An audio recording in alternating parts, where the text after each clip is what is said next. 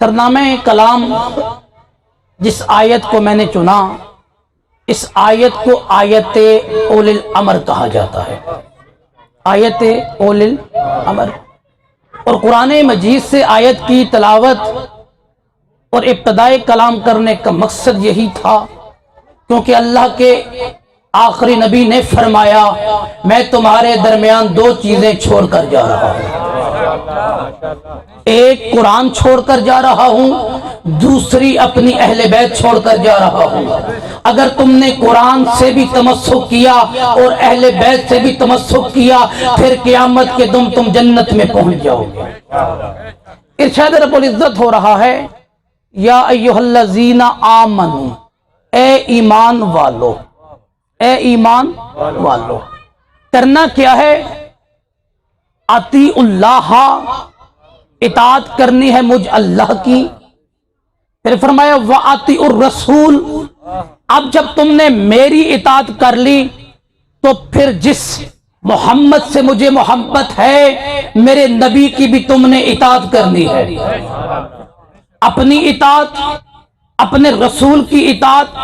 آگے چل کے رحمان و رحیم اللہ نے اپنا بھی نام لیا، اپنے رسول کا بھی نام لیا۔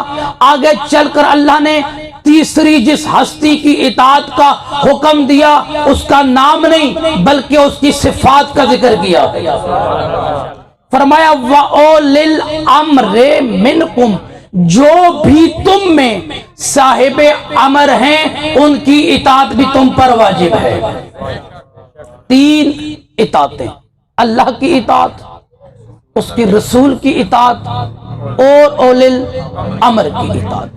اب ہم نے دیکھنا یہ ہے قرآن سے کہ رحمان و رحیم اللہ کی اطاعت کا معیار کیا ہے، کس انداز میں ہم نے اللہ کی اطاعت کرنی ہے۔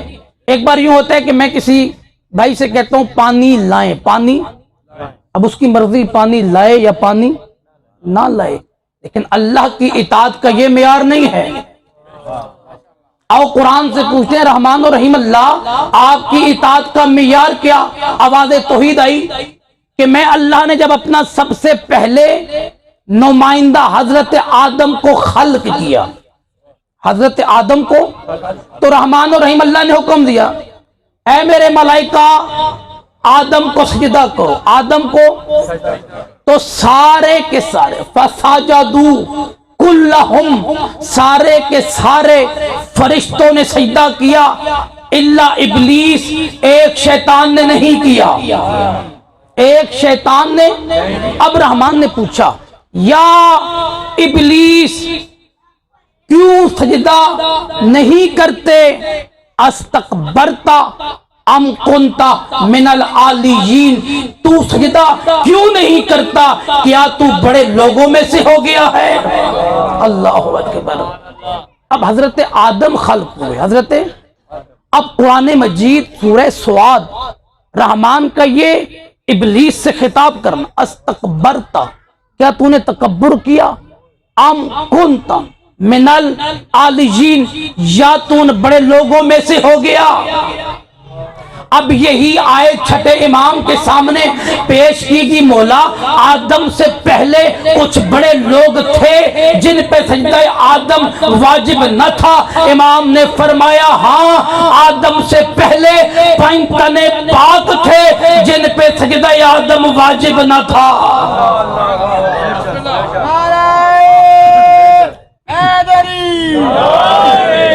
جن پہ سجدہ آدم واجب نہ تھا، جن پہ سجدہ آدم واجب نہ تھا۔ اور مختصر کروں جی، اب شیطان نے سجدہ نہیں کیا، ایک شیطان نے سجدہ، آواز توحید آئی فخرج، نکل جا، فخرج۔ اب یہ ہے اللہ کی اطاعت کا معیار۔ اب ہم نے کوئی گنجائش نہیں اللہ کے حکم کی نافرمانی کرنی، تو اس لیے ہم مسلمانوں نے کیا کیا؟ اپنی ہر اذان میں، اپنی ہر اقامت میں، اپنے کلمے میں، اپنی نماز میں اس رحمان کی گواہی دی، اشہد اللہ الہ الا اللہ وحدہ لا شریک لہ۔ یہ ہو گئی رحمان کی اطاعت، پریکٹیکل ہم نے کر کے دکھائی اذان، اقامت، نماز، حج، ہمارا جو عمل بھی مسلمانوں کا دیکھو تمہیں سب سے پہلے اللہ کی اطاعت نظر آئے گی، اللہ کی۔ آگے رحمان اور رحیم اللہ نے فرمایا وَأَطِيعُوا الرَّسُولَ، اس جیسے تم نے میری اطاعت کی اسی طرح تم نے میرے رسول کی بھی اطاعت کرنی ہے۔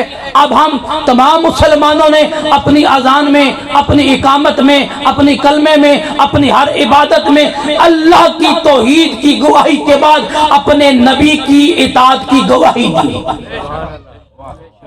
وَأَشْهَدُ أَنَّ محمد صلوات پڑھنے مل کے، کیونکہ اس سال ثواب کے لیے بھی مجلس ہے، اس کا ثواب یقیناً یاد رکھے گا۔ جب بھی ہمارے نبی کا نام آئے تو اس پہ درود پڑھنا واجب ہو جاتا ہے، درود پڑھنا۔ حضرت جبرائیل آئے نبی معظم کے پاس، جبرائیل نے کہا یا نبی اللہ اپنی امت کو بتا دے، وہ رحمان کہہ رہا ہے مجھے اپنے حبیب سے محبت ہے، مجھے اپنے حبیب سے محبت ہے، اگر تیرا کوئی امتی تیرا نام محمد سن کر درود نہ پڑھے مجھے رحمان کے نزدیک وہ بخیل شخص ہے۔ صلوات پڑھ دے مل کے۔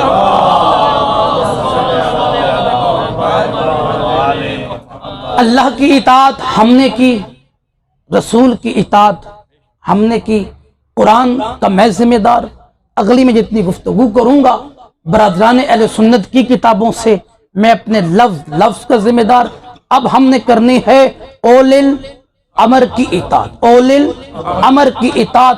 آئیں رحمان سے پہلے قرآن مجید سے پوچھتے ہیں، رحمان اور رحیم اللہ آپ نے جو حکم دیا اللہ کی اطاعت کریں، شاید اس سے میں آگے چلوں بھی نہیں، رسول کی اطاعت کریں قبلہ شاہ صاحب، اور اول الامر کی اطاعت کریں۔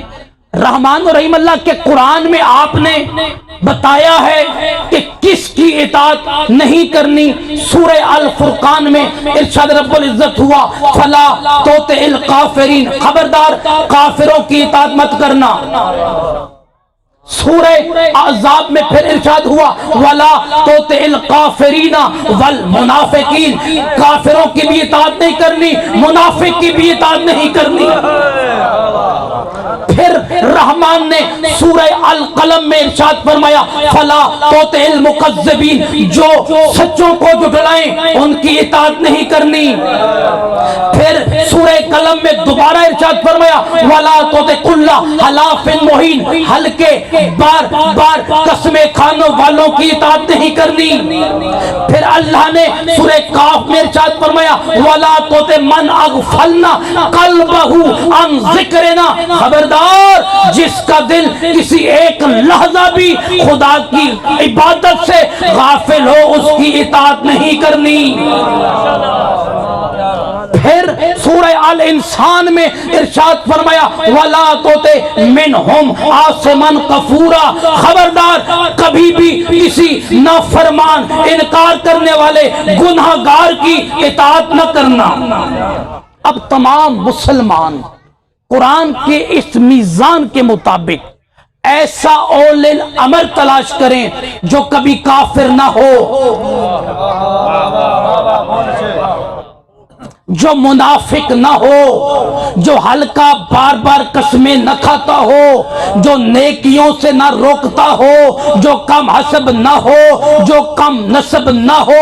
قرآن کے معیار پر جو ہستی پورا اترتی ہے اس کو مسلمانوں کی زبان میں یا نبی کہتے ہیں یا معصوم کہتے ہیں، یا نبی کہتے ہیں یا معصوم کہتے ہیں۔ ہمارے بہت ہی پیارے برادران کے عالم ڈاکٹر طاہر القادری سے انہوں نے اپنی کتاب میں بھی قبلہ لکھا کہ رسول کا جانشین کسے کہتے ہیں، رسول کا جانشین کسے کہتے ہیں۔ ڈاکٹر طاہر القادری نے اپنی تقریر میں اپنی کتاب میں تحریر فرمایا جو رسول کی جگہ بیٹھے، جو رسول کی جگہ بیٹھے اور رسول والے فیصلے کرے وہ رسول کا جانشین ہوگا۔ اور انہوں نے پھر اپنی کتاب میں واقعہ لکھا کہ رسول خدا مسجد نبوی میں جو ممبر پر بیٹھا کرتے تھے، اپنے جانے کے بعد پیار محبت کا میسج، جب پہلی خلافت کا زمانہ آیا تو پہلی خلافت والے وہاں نہیں بیٹھے جہاں نبی بیٹھا کرتے تھے، بلکہ وہاں بیٹھے جہاں نبی کے قدم مبارک تھے۔ دوسری خلافت کا زمانہ آیا، وہ وہاں بیٹھے جہاں پہ پہلی خلافت کے قدم تھے۔ آپ خاموش کر دیں تو آپ کی اپنی مرضی۔ تیسری خلافت کا زمانہ آیا، وہ فرماتے ہیں وہ وہاں بیٹھے جہاں پہ دوسری خلافت کے قدم تھے۔ اب ممبر کی سیڑھیاں ہو گئی ختم۔ علی ابن ابی طالب اور ڈاکٹر طاہر القادری نے اپنی کتاب میں لکھا، علی ابن ابی طالب فرماتے ہیں میں اس دن حیران ہوا جب میں اپنے گھر سے اس انداز میں نکلا، رسول کا امامہ سر پہ رکھا، رسول کی عبا اپنے شانوں پہ رکھی، رسول کی کبا اپنے کاندھوں پہ رکھی، رسول کی عصا اپنے ہاتھ میں رکھی، رسول کی تلوار اپنے ہاتھ میں رکھی۔ علی فرماتے میں مدینے میں نکلا، لوگوں کو سمجھ نہیں آئی محمد آ رہا ہے یا علی آ رہا ہے۔ کیا بات ہے، کیا بات ہے، سلامت رہے، سلامت رہے۔ نعرہ تکبیر، نعرہ رسالت، نعرہ ولایت، نعرہ حیدری، محمد و آل محمد پر بلند تر صلوات۔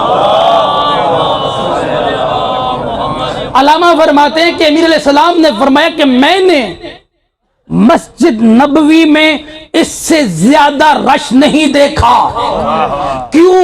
جو نوجوان تھے وہ بھی دیکھنے آئے، علی یا دائیں بیٹھیں گے یا بائیں بیٹھیں گے، جو بزرگ تھے وہ بھی یہ دیکھنے آئے کہ دیکھیں تو صحیح آج علی بیٹھتے کہاں ہیں۔ علی ابن ابی طالب فرماتے ہیں میں مسجد نبوی میں داخل ہوا، مسجد نبوی اصحاب سے بھری ہوئی تھی، میں نے مسجد میں پہلا قدم رکھا، دوسرا قدم رکھا، تیسرا قدم رکھا۔ علی فرماتے ہیں میں ممبر رسول پہ آیا، لوگوں نے دیکھا علی اب کیا کریں گے، لوگ دیکھ رہے تھے، میں نے پہلے ممبر کی سیڑھی پہ پاؤں رکھا، دوسری پہ پاؤں رکھا، تیسری پہ پاؤں رکھا۔ علی فرماتے ہیں میں وہاں بیٹھا جہاں محمد بیٹھا کرتے تھے۔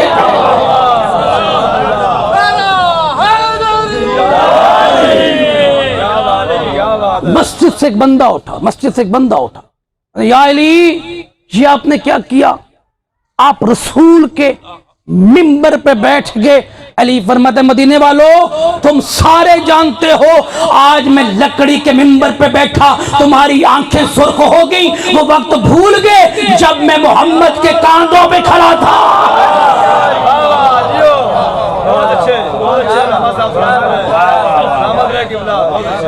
8 کتابیں ہیں قبلہ، صحیح بخاری، مسلم، ترمذی اور علامہ فخر الدین الرازی اپنی کتاب میں تحریر فرماتے ہیں۔ بس آخری بات کہ جنگ تبوک جب ہوئی تو قافلہ نکلا رسول خدا کا، تو رسول خدا نے مدینہ میں امیر المومنین کو چھوڑا۔ جب قافلہ نکلنے لگا تو امیر علیہ السلام جلدی سے آئے اور فرماتے ہیں یا نبی اللہ آپ نے مجھے بچوں میں اور عورتوں میں چھوڑ دیا۔ اب ہر کتاب میں ہے رسول خدا نے فرمایا یا علی انت منی بے منزلت ہارون من موسیٰ، یا علی تیری میرے ساتھ وہی نسبت ہے جو ہارون کی موسیٰ کے ساتھ تھی۔ یا علی آپ کی مجھ محمد کے ساتھ وہی نسبت ہے جو ہارون کی موسیٰ کے ساتھ۔ آؤ پھر چلیں قرآن کی طرف۔ ہارون کی موسیٰ کے ساتھ کیا نسبت تھی؟ سورہ طٰہٰ میں آواز توحید آئی، اذھب الی فرعون انہ طغیٰ، اے میرا نبی موسیٰ جا کے فرعون کو سمجھاؤ وہ ظالم ہو چکا ہے، وہ سرکش ہو چکا ہے۔ اب رحمان نے کیا کہا؟ موسیٰ جاؤ فرعون کے پاس۔ آخری میری بات اللہ کرے میں سمجھا سکوں، موسیٰ جاؤ فرعون کے پاس۔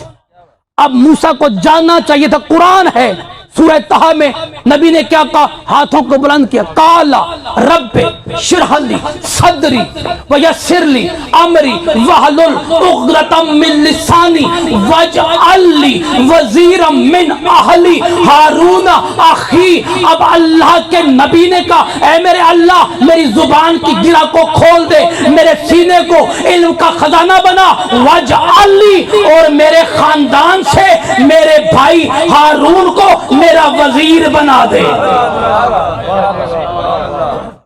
میرے خاندان سے میرے بھائی ہارون کو میرا وزیر بنا دے۔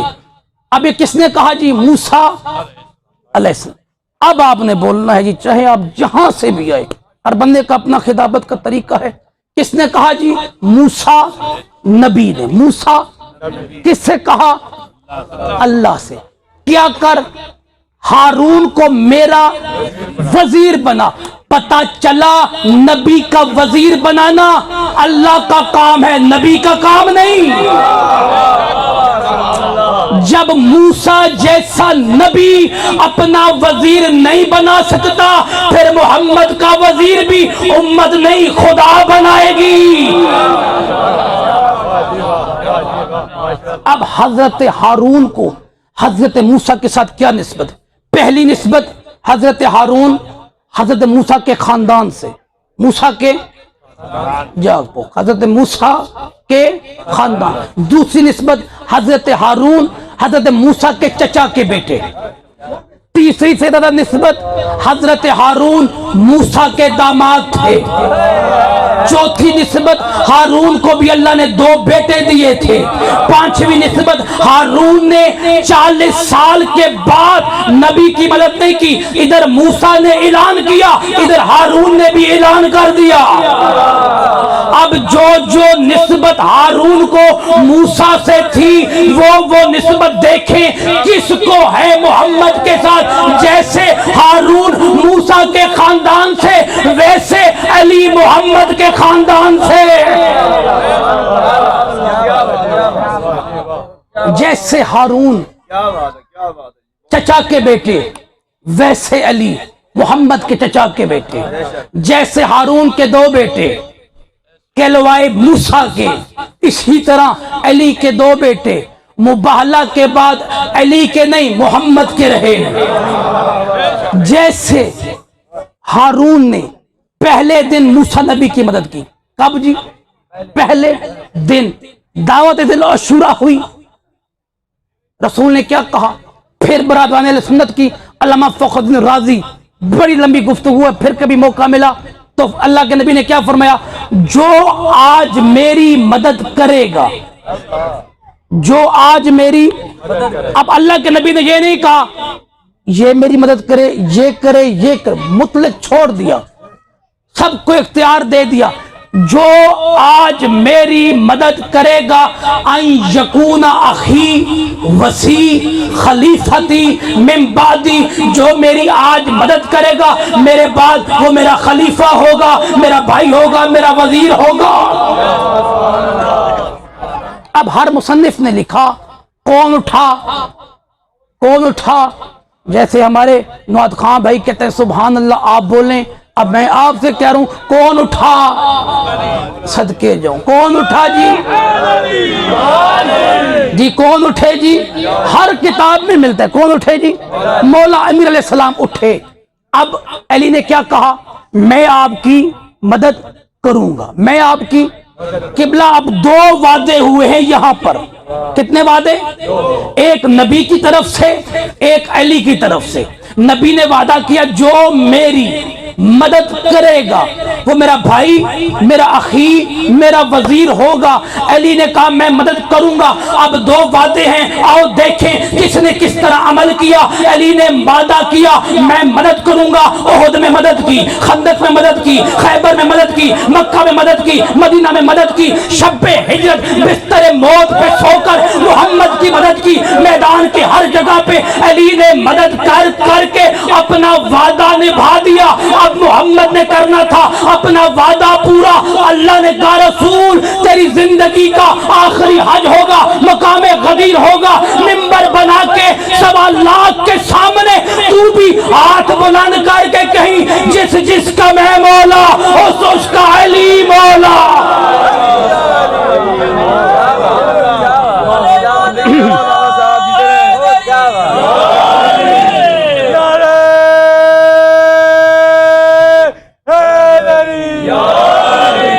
جس کا میں مولا۔ بس قبلہ آخری بات، سردی ہے کہیں گفتگو آگے نہ نکل جائے۔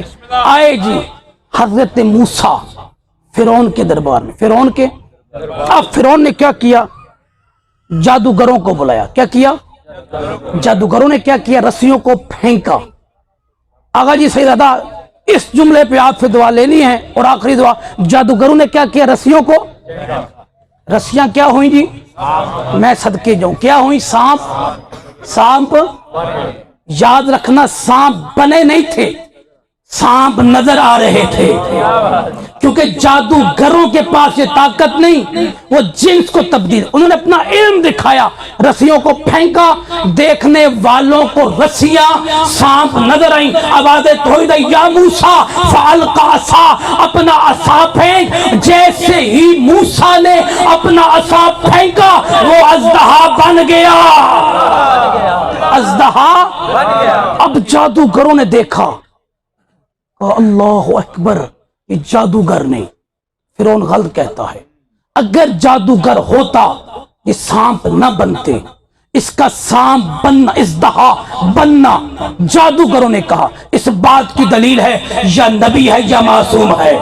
اللہ اکبر، یا نبی، آخری بات، یا نبی ہے یا معصوم ہے۔ اب فرعون کے دربار میں اور کسی نے نہیں، جتنے بھی جادوگر تھے، قرآن سورہ اعراف، جتنے بھی جادوگر تھے سارے جادوگر موسیٰ نبی کے قدموں پہ گرے اور کیا کہا؟ قالوا آمنا برب العالمین، رب موسیٰ و رب ہارون، ہم عالمین کے رب کا بھی کلمہ پڑھتے ہیں، موسیٰ کا بھی پڑھتے ہیں، ہارون کا بھی پڑھتے ہیں۔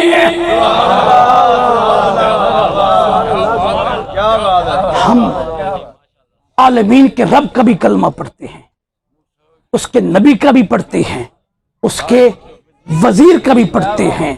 یاد رکھنا، دنیا بڑی آپ نے پیار سے سنی، آخری بات کروں گا جی۔ برادران اہل سنت کی بڑی مشہور کتاب فرائض السبتین، فرائض، جنت کے 8 دروازے، جنت کے کتنے جی؟ 8 دروازے۔ جنت میں ساروں نے جاننا ہے؟ تھوڑے بول رہے ہو، جنت میں سب نے جانا ہے۔ حیدری، اب دیکھیں جنت کے دروازے پہ لکھا کیا ہے۔ یہ میں نے کل ہی حدیث پہلی بار پڑھی ہے برادران کی کتاب میں، اور اتنا آج کل اچھا زمانہ آ چکا ہے، یہ حدیث آپ اپنے موبائل گوگل پہ صرف لکھ دیں، ما ہوا کاتبہ فی ابواب جنہ، پوری عبارتیں کتابوں کے سامنے نظر آ جائیں گی۔ جنت کے 8 دروازے، تفصیل پھر کبھی، کتنے دروازے؟ کتاب موبائل میں میرے پاس ہے، میں آپ کو دکھانے کے لیے تیار۔ جنت کے 8 دروازے، ہر دروازے پہ لکھا ہوا تھا لا الہ الا اللہ محمد رسول اللہ علی ولی اللہ، علی ولی اللہ، علی ولی اللہ۔ کربلا میں جنگ نہیں، کربلا میں ظلم ہوا تھا، کربلا میں، کیونکہ جب تک مصائب نہ پڑے جائیں ہمارا عقیدہ مجلس مکمل نہیں ہوتی۔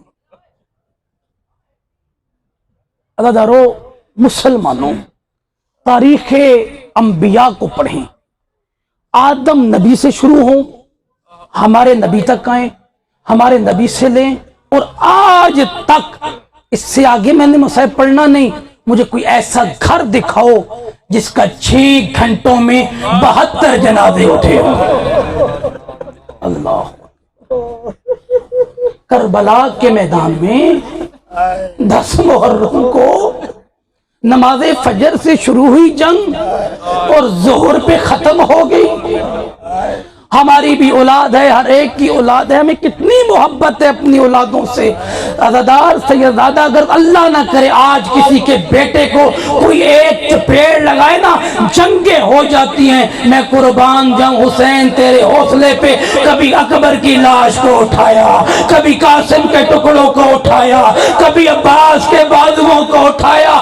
عزادارو، کربلا میں ظلم کی حد ہو گئی. علی اصغر 6 ماہ کا تھا، علی اصغر کو لے کر آئے، ماں خیمے کے دروازے پہ دیکھتی رہی اور میں نے اتنے زور سے تیر مارا. امام زمانہ فرماتے ہیں ذوبہا، علی اصغر کی گردن ایک کان سے لے کر دوسرے کان تک جدا ہو گئی. بابا کے ہاتھ پہ تڑپے، رو کر کہا بابا ناراض نہ ہونا، تیر بڑا تھا، میری گردن چھوٹی تھی. وما علینا الا البلاغ المبین وسیمین الذین من ينقلبون. رحمان و رحیم اللہ